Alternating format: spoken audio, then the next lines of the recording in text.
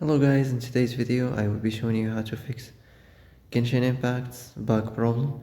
So the answer is easy, just go to the settings and then scroll down to the apps section and then go to the search and search Genshin Impact and then go to the storage and here you will find this clear cache option. Click on it. Now you can go check it if it worked, and if it didn't you can try to restart your phone or turn the Wi-Fi off and on, or the Bluetooth or the airplane mode.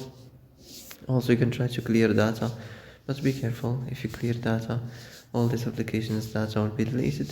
This includes all files, the settings, the accounts, the databases, etc. So be careful if you want to clear your data. And that's it for today's video. I hope this is the answer you've been looking for.